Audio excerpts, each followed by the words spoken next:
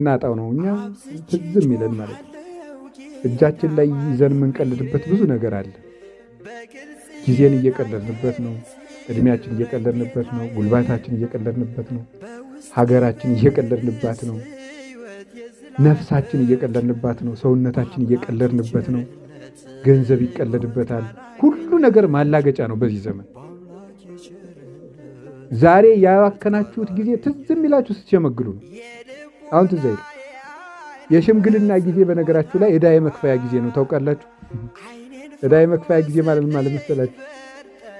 ሰው ሲሸመግል በወጣትነት ዘመኑ የሰራቸው ጉዶች በሙሉ እንደ መነጽር እየመጡ ሌት ተቀን ይታሰቡታል።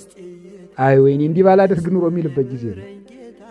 ጓደኞች የሉ የዛ ጊዜ ለምን ምን ጓደኛ የለ፣ መታየት የለ፣ መልክ ተጨማዶ ጠውልጓል።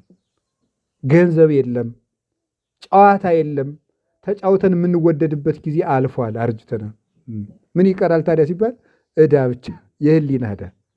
አይ ወይኔ እንዲህ ባላደርግ ኑሮ፣ አይ ወይኔ እንዲህ ብሰራ ኑሮ፣ አይ ወይኔ ይሄን ብሳረገው ኑሮ፣ ይሄን ብማር ኑሮ፣ ይሄን ባላደርግ ኑሮ የምንልበት ጊዜ ነው። ጭንቅላት የነገር አራጣ የሚመልስበት ጊዜ ነው።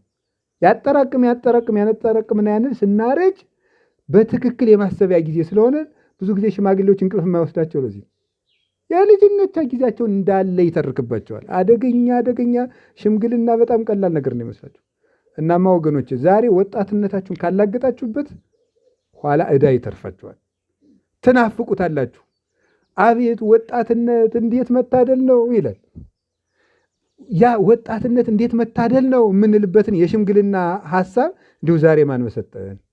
እጃችሁ ላይ ያለውን ነገር በደንብ ተጠቀሙበት። እውነቴን ነው። በደንብ አታባክኑት። ትኩስ ጉልበት፣ ሩጦ የሚያመልጥ ጉልበት፣ ተንበርክኮ የሚነሳ ጉልበት፣ ነቅቶ ማንበብ የሚችል አይን፣ ያልተጨማደደ መነጽር የማይፈልግ አጥርቶ ማየት የሚችል መያዝ የማይችል የማይደክም ሰምቶ የማይታክተው ምድር ይዞ የማይነሳ የተስተካከለ የተከናወነ ሰውነት ይዞ ሰው በኋላ ጥቀ ፍቁር አብያት ይከትላለ። በኋላ ስታጠው አይ ወጣትነት፣ አይ ልጅነት፣ አይ እጅግር ብትል የለ ጎብጦ የተባበሩ በሽታዎች ይመጣሉ። የሰን ጊዜ አይን ይፈዛል፣ ወገብ ይጎብጣል፣ ይደነግዛል፣ እግር ይጎብጣል፣ ማንበብ አይቻል በመነጽር መጻሕፍትን እንደታመመ ሰው የታመመ ሰው ወጥ እየተከሸነ እየሳሳ መብላት እንደማይችለው መጻሕፍት ሁሉ እያያቸው ተሳሳለ። እኔም አይኔ ደግሞ ማለት ብቻ ይመጣል።